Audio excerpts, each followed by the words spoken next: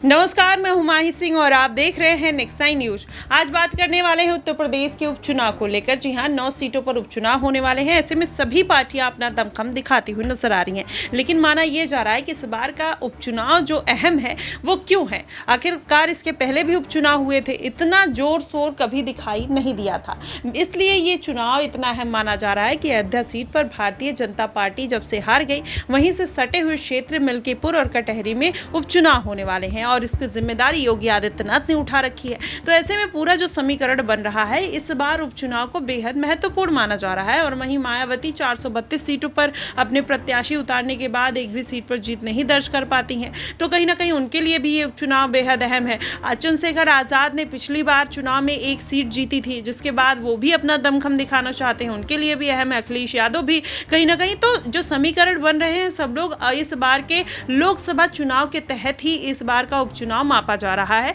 और ये भी माना जा रहा है कि इस बार का जो उपचुनाव है वो सेमीफाइनल है और जो 2027 के विधानसभा चुनाव होंगे वो फाइनल के तौर पर देखा जाएगा। तो यही कारण है कि पूरा दमखम दिखाई दे रहा है। किसकी जीत होगी, किसकी हार होगी, क्या समीकरण बनेंगे। हमारे साथ मनीष मौजूद है, इनसे जानेंगे।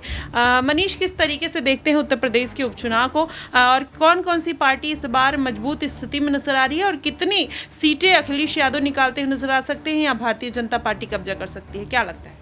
जी बिल्कुल माही, देखा जाए तो उत्तर प्रदेश में उपचुनाव की जो तैयारियां चल रही हैं उसको देखते हुए ये लगता है कि सभी राजनीतिक पार्टियों के अंदर काफ़ी ज़्यादा उत्साह भरा हुआ है। और देखा जाए तो लोकसभा चुनाव के बाद से उत्तर प्रदेश में उपचुनाव की बात जब से चली है, तब से कहीं ना कहीं सभी राजनीतिक पार्टियां अपने आप को उत्तर प्रदेश की राजनीति में मजबूत करने के प्रयासों में जुटती हुई नजर आई हैं। अगर बात की जाए भारतीय जनता पार्टी की, तो भारतीय जनता पार्टी के अंदर अंतर्कलह के कारण योगी आदित्यनाथ और केशव प्रसाद मौर्य के बीच अनबन देखी गई और उसके बाद पार्टी आलाकमान उनको समझाते बुझाते नजर आए। लेकिन कहीं ना कहीं देखा जाए तो लंबे समय तक ये सिलसिला चलता रहा, लेकिन उसके बाद यहाँ पर कहीं ना कहीं माहौल शांत होता हुआ नजर आया। देखा जाए तो अगर बात की जाए तो यहाँ पर समाजवादी पार्टी की, तो समाजवादी पार्टी सूबे में 37 सीटें लोकसभा चुनाव में जीतती हुई नजर आई और अब उन 37 सीटों को जीतने के बाद कहीं ना कहीं उपचुनाव के लिए भी उसी रणनीति के तहत चुनावी मैदान में उतरती हुई नजर आ रही है। समाजवादी पार्टी ने जिस तरीके से कांग्रेस को यहाँ 3 सीटें दी हैं, लेकिन सपा के सिंबल पर चुनाव लड़ना होगा, ये यहाँ पर शर्त रखी गई है। तो अब ऐसे में यहाँ पर देखा जाए तो जयंत चौधरी के साथ भारतीय जनता पार्टी काफ़ी मजबूत मानी जा रही है। और वहीं दूसरी तरफ देखा जाए तो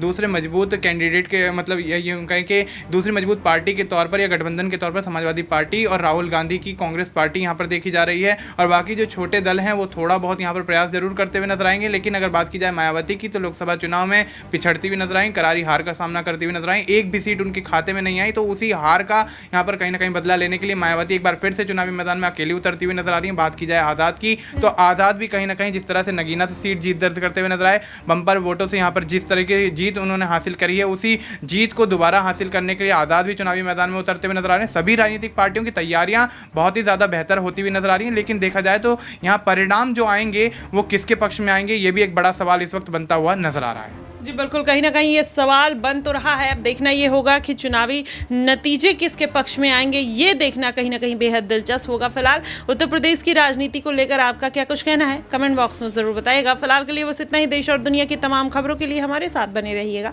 नेक्स्ट 9 न्यूज़ पर।